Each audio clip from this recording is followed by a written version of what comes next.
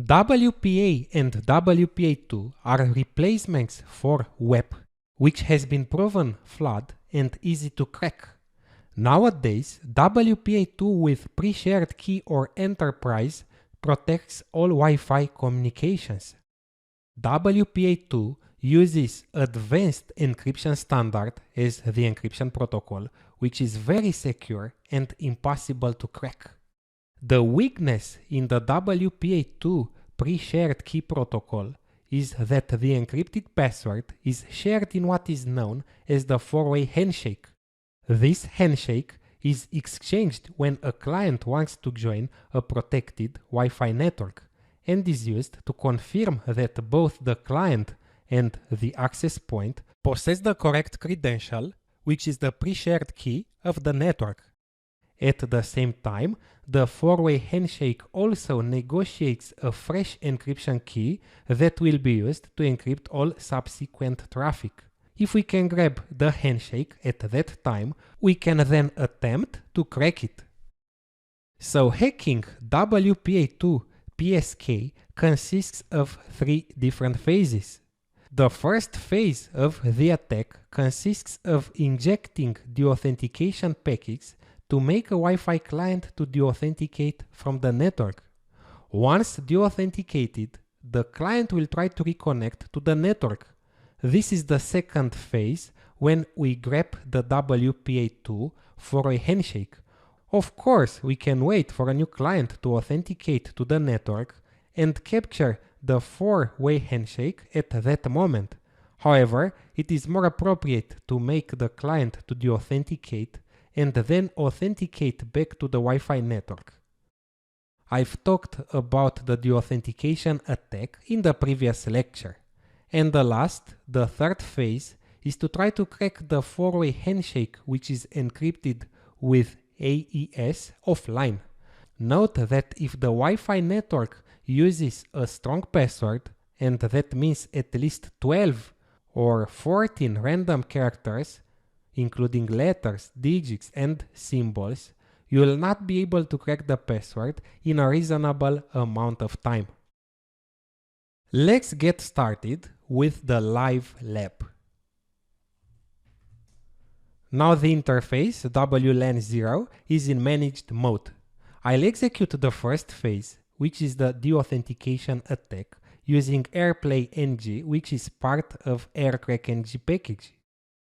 I'll do it fast without too many explanations because I've already done it in detail in the previous lecture. Take a look there if you feel the need.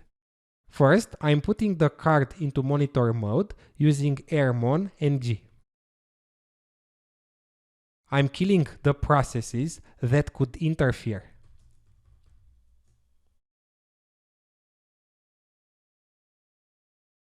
This will take up to 10 seconds. And I'm putting the card into monitor mode.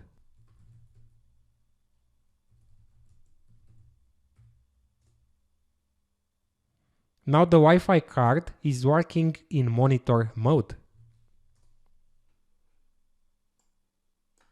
Let's sniff the Wi-Fi traffic to identify the network and the target.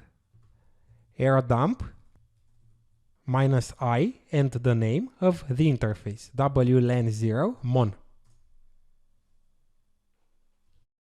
Okay, this is the target network, hack me. So I'm gonna sniff the traffic only of that network.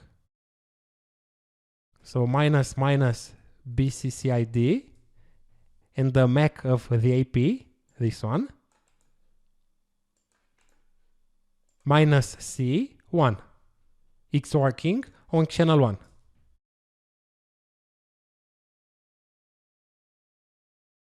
These are the connected clients. I'll take one of them and I'll kick it off, making it to automatically re-authenticate, whereby I can grab the encrypted password sent in the process. I want to save the captured traffic into a file, so I'm stopping AirDump-NG and I'm starting it again, adding -W, it's used to write to a file, and the name of the file to write to. let's say WPA2 crack. So it will write to this file. In this terminal, I'm launching the attack, the deauthentication attack. Airplay ng -- deauth. I'm gonna send only 3 frames, 3 deauthentication frames. I want the client to be able to reconnect to the network, -a, the MAC address of the API, and -c, the MAC address of a client. I'm gonna take the first client and the name of the interface, WLAN 0 mon. Look here. We see how the client was deauthenticated and then reauthenticated back to the network. I've captured the WPA2 handshake successfully. Take a closer look at airdump ng. We notice at the top WPA handshake. This is the way it tells us we have successfully captured the encrypted password. I'm stopping airdump ng by pressing Ctrl+C, and if I execute ls, we'll see 2 files in the current working directory. These files contain the WPA2 4-way handshake. That was the second phase of the attack. The last phase consists of the attempt to crack the encrypted password offline. Now, we'll take a short break, and in the next lecture, I'll show you how to do it.